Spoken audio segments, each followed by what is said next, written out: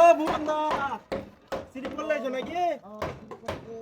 সিঁড়ি তো সাইড মাইড সই মাইলেছো। হ্যাঁ সব তো সাইডটাই মারিয়া সেট করতেছে। সাইড মাইড সবই ঠিক আছে। হ্যাঁ পুরো কমপ্লিট করে দেই। তোমার উপরে যে একটা ঢালে ধাপ ই আছে, কোনটা ধাপ আছে? ওর উপরে ধাপ আছে একটা যে। হ্যাঁ না? হ্যাঁ এই রকম কথা ধাপ হবে। তোমরা তো বিশাল বড় ভুল কাজ করে দিয়েছো এখানে। এখান থেকে ধাপ হবে, এখান থেকে। না ভিতরে দাম হবে এখান থেকে।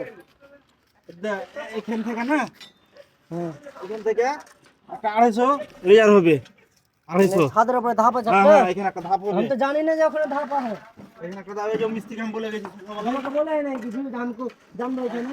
তো এখানে যা ভিডিওটা দেখো তোমাকে বুঝাচ্ছি ভালো করে, তাহলে ভালো বুঝে গেলাম। বুঝবো তুমি না এরকম করে করবো। তো এখানে আমার 250 রিয়ার আছে। 250 রিয়ার হতে গেলে আমার এই ঢালাইটা কিন্তু আছে, এই প্লেট ঢালাইটা আছে কিন্তু 175।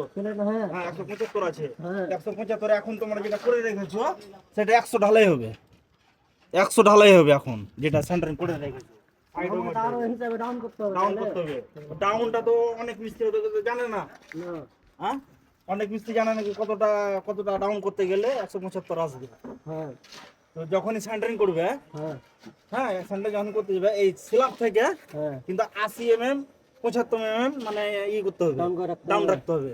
75 যদি ডাউন করে রাখো না তাহলে 175 কিন্তু প্লেটটা একদম সঠিক মিলে যাবে ধাপে। ও আমাকে তো কহেনি কিছু, আমি ওইলা করে দিয়ে দেই। না ওকে বলে গেছিলাম তাহলে সাইডও মেরে দিয়েছে, এখন আমি তো সবই তো সাইডও মেরে দেই, ফের খুলতে হবে তো হেডও থাকনি আমার। হ্যাঁ সব খুলতে হবে, সেগুলো খুলে বুঝতে পারছি সেন্টার ডাউন করো। আর নতুন নতুন কাজ শেখার জন্য পেজটাকে অবশ্যই ফলো করবেন।